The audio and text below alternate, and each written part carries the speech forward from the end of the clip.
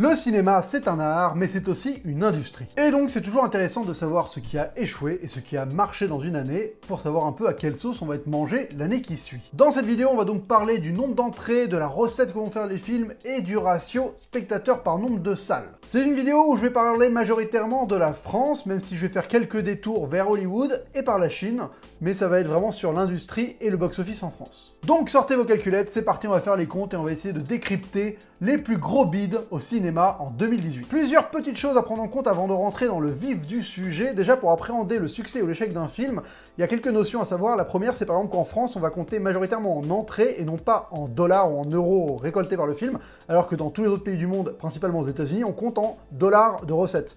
C'est deux chiffres qui n'ont rien à voir, hein. Donc aux États-Unis, on compte vraiment les billets verts engendrés, et en France, on compte le nombre de spectateurs qui sont allés voir le film. Je sais pas, ça doit être un peu notre dégoût de l'argent qui fait dire ça.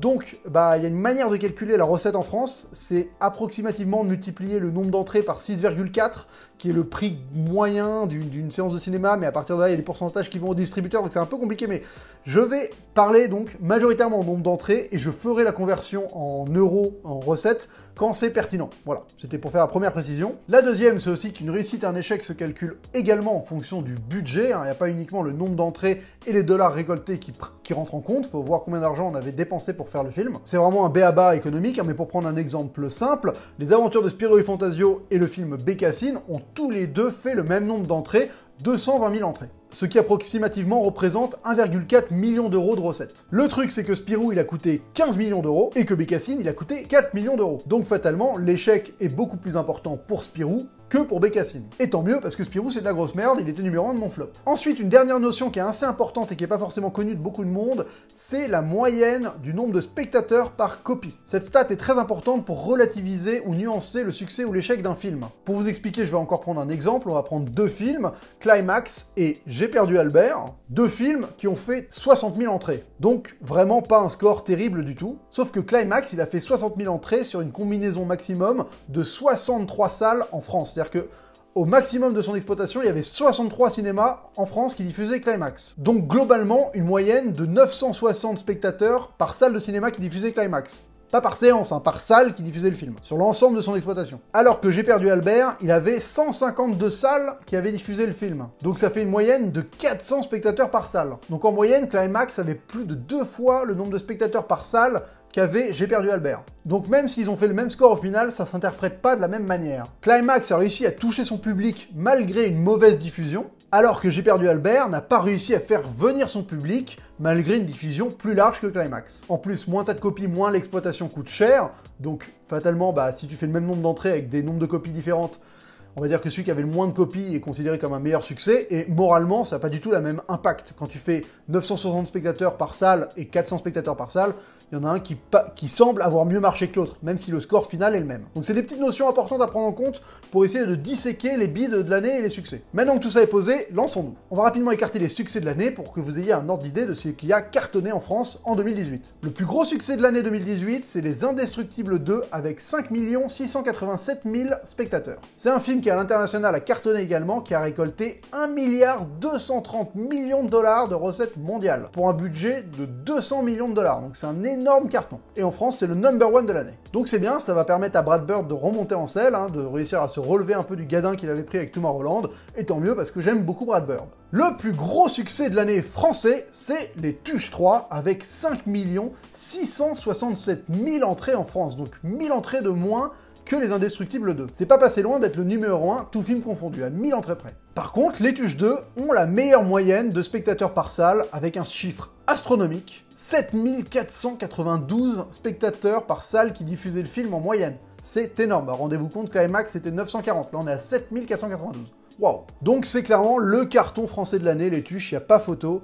Ça a été le film qui a tout défoncé. C'est d'ailleurs le film le plus rentable entre son budget et ses recettes. Parce qu'il a coûté 13 millions d'euros et qu'il en a récolté 36 millions. Voilà, donc il a quasiment fait un x3. Donc Les Tuches, on est parti pour s'en prendre encore quelques-uns dans la tronche. Et tant mieux, j'aime bien ça. Derrière, on a une grande flopée de films qui, eux, ont fait plus de 3 millions d'entrées, donc je vais les citer rapidement. Avengers, La Petite Famille, Le Grand Bain, Les Crimes de Grindelwald, Bohemian Rhapsody, Black Panther, Taxi 5, Jurassic World, Hotel Transylvania 3, Et ouais, ça fait plus de 3 millions d'entrées ce truc. Et Mission Impossible Fallout. Voilà, tous ces films ont fait plus de 3 millions d'entrées en France. Tous les films que je viens de citer au-dessus des 3 millions d'entrées ont une moyenne de spectateurs par salle aux alentours des 6000 spectateurs par salle. Donc c'est vraiment énorme, il y en a un seul qui est vraiment en dessous, et c'est Mission Impossible Fallout, qui lui a une moyenne de 2409 spectateurs par salle. Donc quasiment moitié moindre que tous les autres au-dessus. Ça s'explique parce qu'il est sorti en plein milieu de l'été, il n'y avait aucune concurrence, il a été déployé dans énormément de cinéma. 1205 écrans en France qui diffusaient Mission Impossible, c'est colossal, ce qui fait que même s'il a fait un score énorme, et bah fatalement il était dans tellement de salles que sa moyenne par copie diminue et n'est seulement qu'à 2500. 1205 salles, c'est 400 de plus qu'Avengers Infinity War par exemple. C'est vraiment un chiffre énorme. Et pour info, Avengers Infinity War, il a fait 5 100 000 entrées en France et il a récolté 2 milliards de dollars de recettes mondiales. Donc voilà, au box-office de toute la planète, 2 milliards pour un budget de 400 millions de dollars. Et donc certains de ces films ont été extrêmement rentables. On peut penser par exemple au Grand Bain, qui a quand même coûté très cher, qui a coûté 18,9 millions, mais qui a récolté 26,9 millions, donc qui a largement rentabilisé sa mise. Et on a La Petite Famille, qui avait coûté très très cher, 27,8 millions, et qui en a donc rapporté 35,8. Donc vous voyez, il a rapporté 8 millions, donc c'est un bon score, c'est un bon gain, mais c'est pas non plus astronomique parce qu'il a coûté très cher. Pareil pour Taxi 5, qui a récolté 23 millions, mais qui en avait coûté 20. Donc c'est encore un bon gain de 3 millions d'euros, mais encore une fois, rien à voir avec le succès des Tuches. Ça, c'était pour les succès. Maintenant, on va parler des échecs, des gadins, des bides. On va commencer par les bonnes prises de risque qui, malheureusement, ont échoué. Dans la brume, et oui, cette tentative de faire un film catastrophe français est malheureusement un échec. 256 000 entrées seulement, ce qui fait approximativement 1,6 million d'euros de recettes. C'est vraiment pas beaucoup, surtout que le budget du film est malheureusement assez élevé. Le film a coûté 11 millions d'euros. 1,6 million d'euros de recettes d'un côté, 11 millions d'euros de dépenses de l'autre, fatalement, c'est un échec à l'heure actuelle. Après, le film a vraiment un potentiel pour être exploité à l'international, donc avec les sous des autres pays, ils peuvent réussir à réajuster leurs comptes. Et à tout ça, vous pouvez ajouter également les ventes potentielles de DVD, Blu-ray et les diffusions de télé, qui, à la longue, permettront au film de devenir rentable. Mais je pense, pour un film comme celui-là, qu'ils espéraient au moins le million d'entrées. Voilà, ça aurait été bien qu'un film comme ça fasse 1 million d'entrées en France, ça leur aurait assuré direct une vraie rentabilité, mais malheureusement, c'est pas le cas, le film a fait, je pense, 4 fois moins que ce qu'ils espéraient. Il y a plutôt eu une bonne moyenne par copie, plus de 1000 spectateurs en moyenne par salle, 1132 pour être exact, donc c'est une moyenne qui est franchement raisonnable. Peut-être que le film n'est pas sorti dans un set de salles. Une mauvaise distribution, ça plante un box-office. Ensuite, on a L'Empereur de Paris. À l'heure où j'écris cette vidéo, il est à 571 000 entrées. Je pense qu'il risque de finir aux alentours des 700 000 entrées, donc c'est vraiment un score plutôt honorable qui va lui fournir une recette approximative de 4,4 millions d'euros, donc c'est pas mal. Sauf que le film en a coûté 22 millions. 22 millions d'euros, c'est beaucoup, donc évidemment, ça va être compliqué de rentrer dans leurs frais. Encore une fois, c'est le style de film qui a moyen de s'exporter dans tous les pays d'Europe et même ailleurs dans le monde, qui risque d'avoir une vie correcte en DVD et en Blu-ray.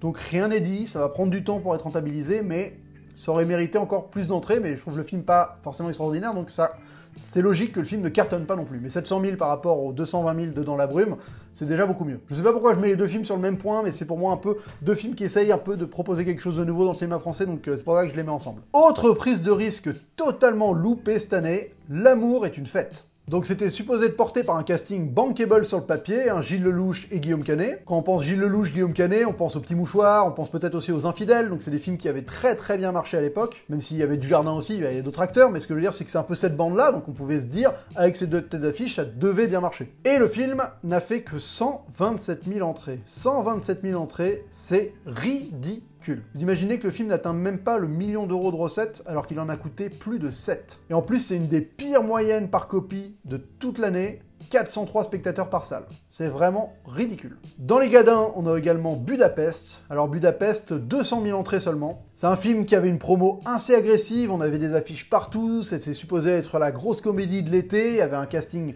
assez porteur, Jonathan Cohen, Monsieur Poulpe, Manu Payet, et bah ça a fait un gros flop. 200 000 entrées, c'est vraiment pas assez pour un film comme celui-ci, ça aurait dû avoir beaucoup plus, je pense qu'ils sont dégoûtés, il y a même Monsieur Poulpe qui a fait des tweets dessus en étant assez aigri du score. Faut dire, ils sont sortis en même temps que la Coupe du Monde, et vu le parcours extraordinaire de l'équipe de France, bah les spectateurs ne sont pas allés au cinéma, ils ont préféré être scotchés devant leur télé pour regarder les matchs. Ce qui explique un peu le gadin. Sortir l'été, il y a des fois, c'est piège. Mais pour moi, la palme du gadin, je l'ai mentionné plus haut, ça revient à Spirou et son budget pharaonique de 15 millions d'euros. pour 220 000 entrées seulement. Voilà, donc ça c'est vraiment un gros gadin. Parce que t'adaptes un matériel qui est ultra populaire, les BD Spirou, voilà, c'est quelque chose qui fait partie de l'imaginaire collectif, ça intrigue forcément, t'as une médiatisation grâce à ça, t'as en plus un comédien qui est assez populaire, qui est Alex Lutz, t'as Christian Clavier, donc normalement ça devait être au moins un bon score, voire un carton. Et ça a été un énorme bide. Et au passage, l'autre adaptation de BD un peu comique de l'année, c'est Gaston Lagaffe, qui a fait un score pas faramineux non plus, qui a fait 536 000 entrées, soit 3,4 millions de recettes, donc ça peut paraître pas mal, sauf que le film a coûté très cher, Gaston, il a coûté 18 millions d'euros.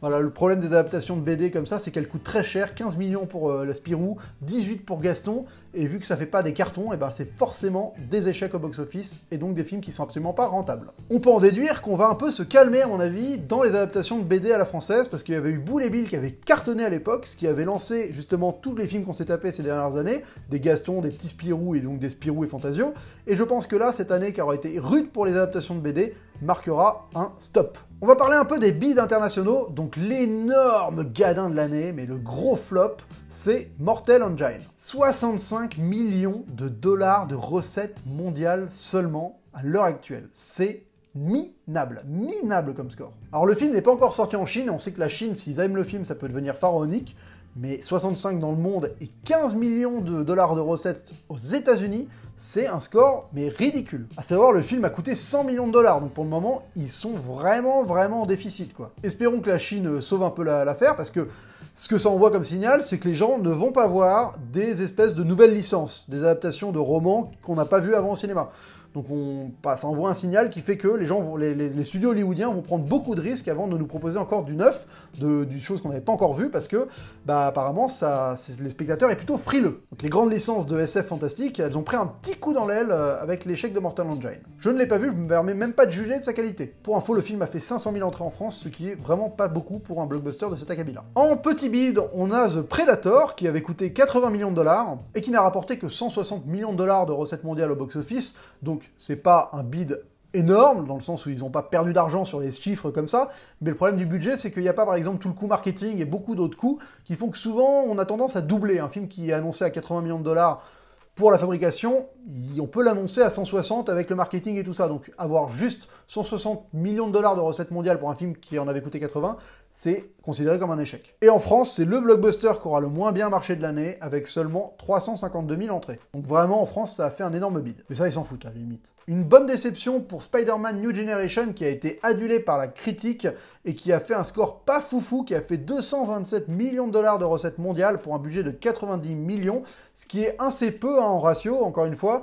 Normalement, un film comme ça doit au moins dépasser les 500 millions de dollars. Surtout que le film n'a pas démérité en Chine. Par exemple, en Chine, il a fait 45 millions de dollars, ce qui, pour un film de super-héros américain avec Spider-Man, est un bon score, parce que les Chinois, d'habitude, Spider-Man, c'est pas nécessairement leur cam. Mais voilà, il y avait moyen d'espérer beaucoup plus quand tu vois que, par exemple, un film comme Venom a fait 850 millions de dollars de recettes mondiales. Et en Chine, pour le coup, Venom, lui, il a fait 271 millions de dollars rien qu'en Chine. Donc il a fait le score de Spider-Man dans le monde, juste en Chine. L'écart de recettes des deux films est quasiment inversement proportionnel à leur qualité, quoi. Le super film a fait un score pas terrible, le film de merde a fait un bon score. La Chine, elle a aussi aidé à sauver Pacific Rim Uprising d'un naufrage total, parce que le film a coûté 150 millions de dollars, et aux États-Unis, il en avait récolté que 60 millions. Mais en Chine, il a fait 100 millions de dollars, donc ça a vraiment aidé à remettre un peu du beurre dans les épinards. Et au final, mondialement, le film a quand même fini avec un score pas si dégueulasse que ça, 290 millions de dollars. Bon, il a quand même coûté très cher, donc encore une fois, c'est une bonne déception. Mais la Chine a bien aidé. Maintenant, on va parler rapidement des têtes d'affiche sur lesquelles la France a misé et qui se sont totalement vautrées. Stéphane Plaza, et oui, l'animateur de télé qui vend des apparts, et bah écoutez, il a pas réussi à vendre des places de cinéma. Énorme bid pour le film dans lequel il joue, là, J'ai perdu Albert, 60 000 entrées seulement. En plus, c'est le genre de film, c'est une comédie grand public, et que ça fasse exactement le même score que Climax de Gaspard Noé, ça montre à quel point le film s'est vautré, quoi. Ensuite, il y a Louane qui avait cartonné avec La Famille Bélier, 7,5 millions d'entrées. Et là, c'était la tête d'affiche des Affamés. Et les Affamés, ça a fait 109 000 entrées. 109 000, c'est vraiment pas beaucoup. Bérangère Krief, qui était à l'époque la meuf de Bref et qui va avoir du mal à passer à autre chose, parce qu'en tout cas, son premier rôle dans L'école est finie, bah c'est vautré avec 120 000 entrées, donc on peut considérer qu'elle n'a pas encore réussi à percer. Alex Lutz, alors Alex Lutz c'est assez mystérieux parce que son premier film, Le Talent de mes amis, avait totalement bidé, 98 000 entrées en France, donc vraiment un score de merde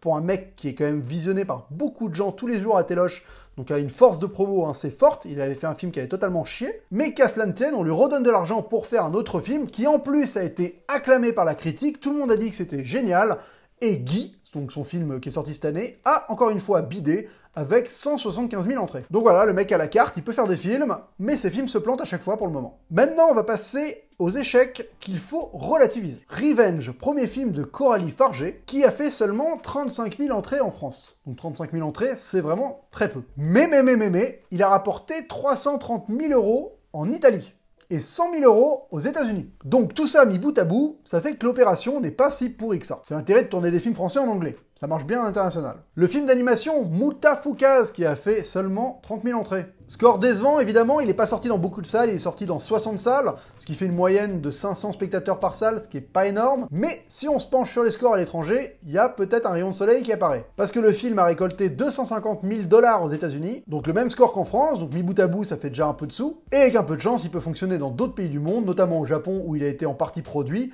Donc voilà, il suffit d'attendre et de voir son exploitation à l'international. L'animation, ça s'exporte plutôt bien, donc normalement, ils devraient rentrer dans leurs frais grâce à ça. Et on arrive à la dernière partie de cette vidéo qui va se concentrer sur les énormes gadins, voilà, les pires films de l'année en termes de recettes et de box-office.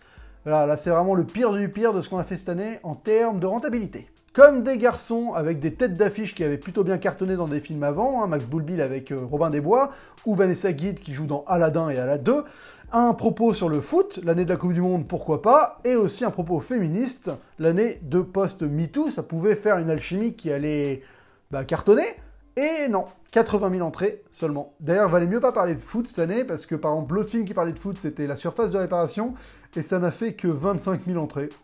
Donc valait mieux laisser le foot aux joueurs de foot. Apparemment ce serait Bonhomme, le film le moins rentable de l'année, selon le site Le Box Office pour les nuls. Je vous avoue que je doute un peu quand même. Alors ça reste un bon gadin, parce que le film a fait 45 000 entrées seulement, pour un budget qui est quand même assez confortable de 3,4 millions. Donc fatalement, vous multipliez 45 x 6, ça fait pas 3,4 millions, ils sont pas rentrés du tout dans leurs frais, quoi. Mais ça m'étonnerait que ce soit le plus gros gadin de l'année, sachant que par exemple Les Filles du Soleil, qui est un film qui a l'air d'avoir coûté un peu plus que 3,4 millions, lui n'a fait que 30 000 entrées. J'ai pas réussi à trouver le budget de Les Filles du Soleil, mais je pense que c'est plus. C'est un film qui se passe dans des pays en guerre et tout ça, à mon avis, ça a dû coûter un peu. Mais, le plus gros beat de l'année, hein, ce pourquoi vous avez cliqué sur cette vidéo, le film qui s'est vautré, mais colossalement cette année. Écoutez, pour moi ce n'est pas Bonhomme, pour moi ce n'est pas Les Filles du Soleil, non, il y en a un et le score est indéniable. C'est la plus grosse plantade. Je vais essayer de vous le faire deviner. C'est un premier film d'une réalisatrice qui est la fille d'une autre réalisatrice. Vous ne savez pas? Eh ben écoutez, c'est le film Interrail. Interrail réalisé par Carmen Alessandrin, qui est la fille de Lisa Azuelos, la réalisatrice de LOL par exemple, qui elle a fait des films qui marchaient très très bien, ce qui n'est pas pour le moment le cas de sa fille, qui a réalisé le pire score de l'année avec 10 000 entrées pour Interrail seulement. 10 000 entrées, ça fait vraiment très mal, surtout quand tu connais le nombre de spectateurs par salle en moyenne, qui est le plus bas de l'année, tout film confondu vraiment, c'est 89 spectateurs par salle en moyenne. C'est ridicule. Sachez que tous les films que j'ai mentionnés avant, comme des garçons, tout ça, ils étaient bas, ils étaient à 250. Là, le film, il est à 89, quoi. Vraiment très en dessous. C'est-à-dire que le film a coûté 1,4 million d'euros, donc ça pourrait paraître peu, mais le film n'a rapporté que 60 000 €. Une perte sèche d'1 340 000, quoi. Waouh! Donc voilà, le Beat d'Or 2018 est décerné au film Interrail, que j'ai vu en plus, et c'est plutôt sympathique.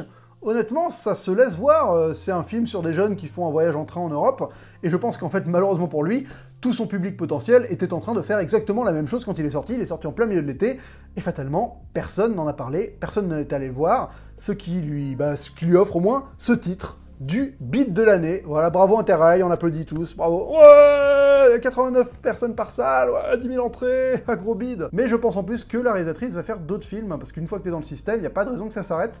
Donc malgré cet énorme gadin, bah à mon avis elle va rempiler pour d'autres films, malgré cette énorme perte d'argent. Enfin en tout cas échec commercial, après je sais pas si elle a perdu de l'argent, si la prod a perdu de l'argent, vous savez, les financements des films en France c'est un peu nébuleux, un jour je ferai une vidéo pour vous expliquer plus clairement comment ça se passe, mais un film comme ça se trouve, n'a pas perdu d'argent, ce qui est assez cocasse. Conclusion de tout ça, les teen movies c'est un genre en France qui ne fonctionne pas, donc on va peut-être arrêter d'en faire. Les adaptations de BD pour le coup, on a essayé d'en faire, ça n'a pas marché, donc on va vraiment arrêter également. Le film catastrophe, ils ont essayé, ça n'a pas vraiment marché, donc je pense pas qu'on en aura beaucoup par la suite. Fallait pas sortir de film pendant la Coupe du Monde parce que tout le monde s'en fout du cinéma à ce moment-là, les gens veulent voir du foot, et ça servait à rien de faire des films sur le foot parce que les gens s'en foutent du foot au cinéma. Le succès de la famille Bélier ne tenait apparemment pas qu'à Louane, parce que son film solo s'est totalement viandé, et Peter Jackson aurait vraiment mieux fait de réaliser lui-même Mortal Engine, parce que sans lui, eh ben écoutez, ça a fait venir personne. On va se taper des films laitueux jusqu'à l'épisode 27, et ils vont avoir un César cette année, rien que ça. Danny Boone pourrait écrire un film sur une recette de cuisine qui ferait quand même venir 3 millions de personnes au cinéma. On risque d'avoir beaucoup de films chorales avec des castings 5 étoiles suite au succès du Grand Bain et du Jeu, et je pense que par exemple Gilles Lelouch a un chèque en blanc pour son prochain film.